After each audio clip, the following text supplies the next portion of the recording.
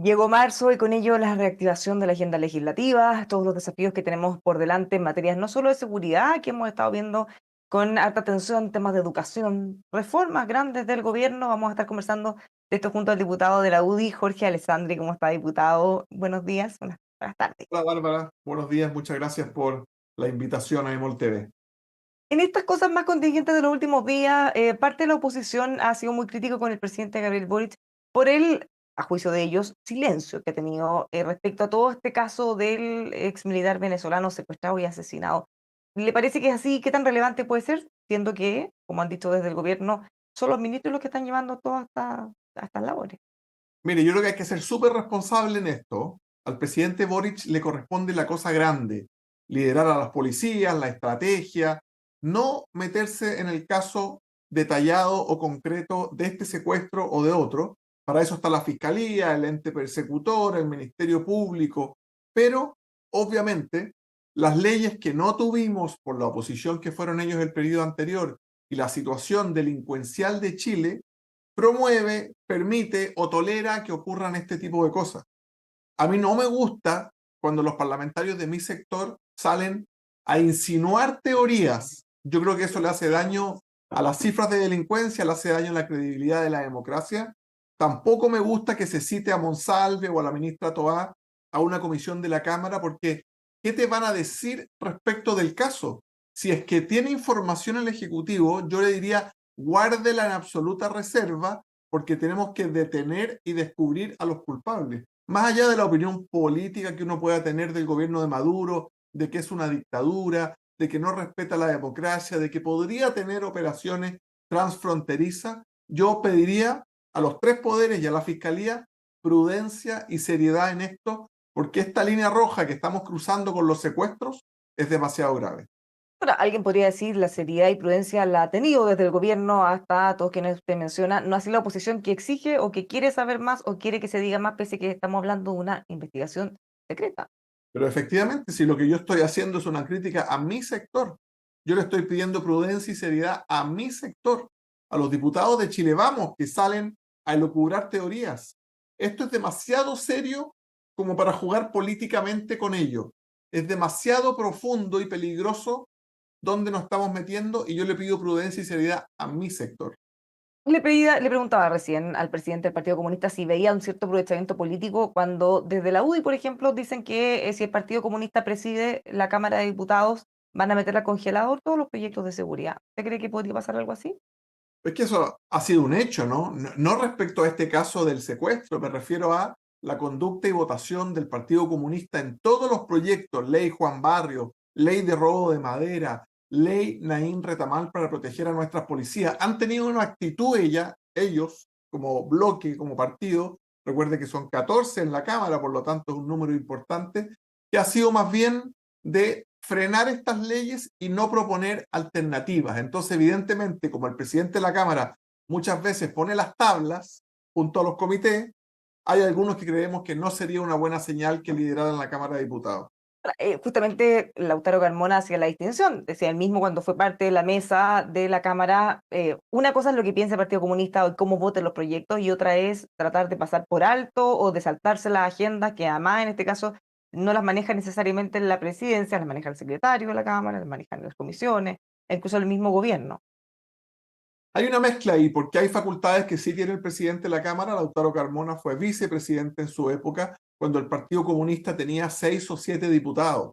Era una bancada muy pequeña. Ahora están más cerca de los 15 y tendrían la presidencia. Y ahí sí puede incidir en las tablas. A mí, yo no tengo nada contra Lautaro Carmona, ni Carol Cariola, ni Camila Vallejo en lo personal. Lo que sí creo que le hace mal a los países es la ideología comunista, en lo que ellos creen, el control estatal total, por ejemplo. Ese tipo de cosas solo empobrece a los países y ahí están las pruebas en todo el mundo. Entonces, cuando el presidente Boric y otros dicen sesgo anticomunista, evidentemente que es contra las ideas que han sido las que más han matado gente en la historia del mundo, las que más han empobrecido y por supuesto los que llegan al poder es lo que más les cuesta soltarlo o enfrentarse a una elección popular. Ya, o sea, tiene razón el presidente cuando él acusa un anticomunismo visceral, efectivamente así, usted dice quizás justificado, pero existe, porque Total, desde el Partido to- Comunista Dice que los Pero, quieren más. pero no es contra las personas, es porque creemos que las ideas que ellos promueven le hacen mal a Chile, a las personas más vulnerables, a la clase media, a un país que espera ser de la OCDE, pero no el más pobre de la OCDE, que espera ser un país productivo, con una inflación controlada, donde los comunistas han metido las manos. Mire usted la selección en los liceos, cómo atacaron los liceos bicentenarios. Ahora se dan cuenta que esas cosas hicieron daño. Carol Cariola pide perdón en un tuit, pero no se da cuenta que 3 generaciones quedaron fuera de esos liceos emblemáticos que antes seleccionaban y no van a poder llegar a la universidad.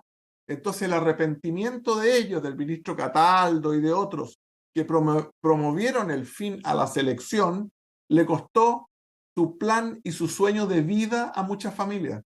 Hagamos un paréntesis en la seguridad para abordar esto, porque llegamos a marzo, pese a que se habían hecho muchos compromisos, bueno, vamos a tener niños que no van a poder ingresar al colegio, a las clases como corresponde en los primeros días de este mes, porque las obras de infraestructura no están listas en algunos colegios. ¿Le parece eso? ¿Qué tan grave Bueno, lo? se nos decía que esta nueva estructura de desmunicipalizar y pasarle a los servicios locales de educación, a los LEP, ¿cierto? Iba a ser más eficiente, más rápido, mejores salas, más iluminación, mejores baños, y resultó todo lo contrario. Muy politizado, lo ha denunciado esto hasta la senadora Proboste del Norte, ¿cierto? Que es de la democracia cristiana. Puestos politizados, poco eficientes y con cero capacidad de gestión. Y los niños al final no les importa si el colegio depende de la MUNI, del ministerio o del SLEP. Les importa que la luz cuando la prenden prenda, que el computador esté, que la calefacción y que el baño funcionen. Y eso ha sido un total desastre. El ministro Cataldo está teniendo estos problemas en el norte, pero no ha habido ningún terremoto ni maremoto en el norte. No ha habido ningún incendio tampoco. Entonces yo le pediría un poco de seriedad y si no se la pudieron, bueno, devolvamos los colegios a alguien que sí pueda hacerlo y gestionarlo en tiempo y forma. Ya, porque se está dimensionando la gravedad de que los niños no puedan volver a clase, porque incluso en el Instituto Nacional en Santiago van a tener que volver, se enteraron recién día por medio, porque tampoco está la infraestructura como corresponde, siendo que tuvimos todo el verano. ¿Qué tan grave le parece que los niños, en el caso de Atacama, estuvieron meses sin clases? Ya el año pasado, Imagínese, ahora no van a volver. ¿Hay alguna responsabilidad política? ¿Alguien debería, de quién es la responsabilidad de partida? Porque se pasa la pelota uno a otro y nadie se hace cargo. imagínese lo ridículo que en el Instituto Nacional todavía hay gran mayoría del colegio, los profesores están en sistema híbrido, o sea que van algunos días presencial y otros días trabajan remoto como si estuviéramos en la pandemia. Los profesores se saltaron la fila para vacunarse, para volver antes a clases. Después el colegio de profesores se opuso a la vuelta a clases. La izquierda se ha opuesto a la posibilidad de evaluar a los profesores constantemente. Entonces, si usted un sistema que ya tenía deficiencias lo bombardea de esa manera, fin a la selección, fin al copago, no al lucro, no a la evaluación docente, fin a los liceos bicentenarios, estuviste bombardeando la educación pública desde Bachelet 2 en adelante. Hoy día los frutos. No sirve el arrepentimiento de Cariola o del ministro Cataldo porque dejaste a generaciones sin educación. ¿Quién es el responsable? El que está a cargo hoy día. ¿Cómo se llama el que está a cargo hoy día? Nicolás Cataldo, ministro de Educación, y el presidente de la República, por supuesto, y tienen que responderle no al opositor político, a los jóvenes a los que le truncaste su sueño de ser profesionales y de salir de la pobreza. Ya, pero en el caso concreto del no retorno a clase, ¿qué va a pasar con esto? ¿Va a quedar en nada? ¿Vamos a tener que esperar pacientemente que cada colegio, cada SLEP o cada municipio al que le corresponda vaya con lo suyo y sigan esperando a esos niños? ¿O ustedes como oposición van a hacer algo? Nosotros vamos a forzar a que el Estado, como lo hizo cuando habían las grandes catástrofes de los terremotos o los maremotos, arriende infraestructura paralela, Le monte agrego, diputado, disculpe que lo interrumpa, pero le agrego, por ejemplo, ayer el presidente fue a entregar kits escolares a la región de Valparaíso y la alcaldesa de Viña, que es de en sus las sectores casas. cercana, decía, muchas gracias, pero esto lo vamos a tener que guardar porque no hay condiciones ni en la familia ni en los colegios para que los niños puedan volver a clase. Bueno, evidentemente, y se atreve la alcaldesa del mismo sector del presidente de la República a decirle, oiga, enchúfese, compadre, si usted va a venir a repartir útiles escolares, sepa que no hay colegios donde usarlos, no hay escritorio, no hay pupitre donde sacar ese lápiz y ese útil escolar. El Estado tiene los recursos, si no se la pudo, tendrá que arrendar container. Si no puede con container, arriende edificios, arriende centros de eventos, arriende lo que sea necesario. Pero si el país dio muestra en la pandemia de que podía hacer centros de vacunación en un terreno baldío, ¿cómo no va a poder asegurar las clases? Y los que nos gobiernan hoy son los que hicieron la revolución pingüina. ¿Para qué querían revolucionar la educación? ¿Para destruirla? Yo de verdad siento que este tema debe hacer que el presidente Boric duerma mal y al menos se sienta al debe con los estudiantes de la educación pública que no tienen ni una sala a disposición.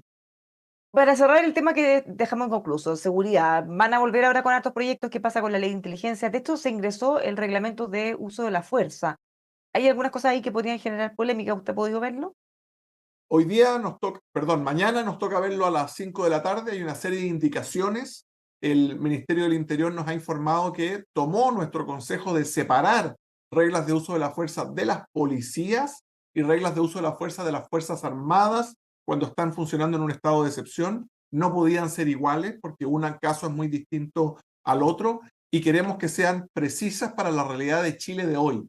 Si el policía tiene que identificarse, alertarte, pedirte perdón y permiso antes de actuar, el delincuente ya se arrancó del sitio del suceso. Nosotros queremos policías que puedan actuar rápido y que tengan la confianza, como con la ley Naín Retamal, de que si ellos disparan y cumplieron los protocolos, no se van a ir presos. Si tenemos policías atemorizadas por eso o que no tienen claro las reglas, evidentemente el combate al delito lo vamos a perder siempre. Así que expectante con las indicaciones, dispuesto a analizarlas y necesitamos ley de inteligencia, necesitamos RUF y necesitamos también un Ministerio de Seguridad que estamos creando muy potente. Ya, ¿ve espacio ahí para llegar a acuerdos razonablemente rápido? A propósito de toda la Por supuesto urgencia. que sí. Y en la Cámara se están formando nuevas mayorías también. La bancada de demócratas, que sale un poco de la DC, otros de independientes, se ha ido agrandando, ya son 8, por lo tanto esa mayoría clara de 12 votos con que partió el gobierno en la Cámara de Diputados ya no es tal, ya no es de 12 votos, eso pone en peligro la presidencia de la Cámara para el Partido Comunista, pero también abre un espacio a acuerdos en materias de seguridad. Mirando la agenda legislativa y las grandes reformas del gobierno, reforma tributaria, el gobierno ha insistido en distintos mecanismos. Hace unos días hablaba de subir el impuesto a la renta desde 3.200.000 pesos, lo propuso formalmente, pero después dijo que en realidad no estaba definido en qué va eso, porque hasta ahora todo indica que no logra acuerdo. El gobierno separó aguas, me parece bien, por una parte todo lo que sea elusión y evasión. Y ahí van a estar todos nuestros votos porque la pega que tiene que hacer el Estado, impuestos internos, es salir a buscar a los que trabajan informalmente, a los que no pagan sus impuestos, a los que hacen trampa al momento de calcular sus impuestos, y ahí hay un botín grande. Y el Estado, los estados en general, los gobiernos, no han salido a buscar ese botín porque es trabajoso encontrarlo y cuesta mucha inteligencia y destreza. Así que ahí le va a ir bien al gobierno, evasión y elusión. En la otra patita, que es el alza de impuestos, nosotros le hemos dicho al gobierno que es una pésima idea. Subirle el sueldo a los trabajadores que ganan más de 3 millones de pesos, trabajadores que tienen que pagar por su educación, tienen que pagar contribuciones, tienen que pagar IVA, además pagan el 35% de sus ingresos en impuestos, es acogotar a una clase media profesional, a una clase media alta, a una familia que aporta al Estado, pero además se provee de salud, educación y seguridad probablemente en el mundo privado. Así que no le va a ir bien subiendo los impuestos. La pega del gobierno es que el país crezca como el lago sin crecimiento, el resto es música. Ahora, el ministro Marcel, el gobierno, insiste, y ha tratado por todos los medios, un impuesto u otro, pero en realidad conseguir un alza definitivamente no le van a permitir o no van a estar disponibles para ningún alza de impuestos porque quizás se está perdiendo el tiempo. Es que el Si es país que está totalmente frenado. Y mire usted la historia reciente, los países que están de rodillas, sin crecimiento, que no están creando empleo, que están totalmente detenidos en la productividad, necesitan bajas de impuestos para incentivar que la gente haga proyectos empresariales, emprenda o atraer inversión extranjera.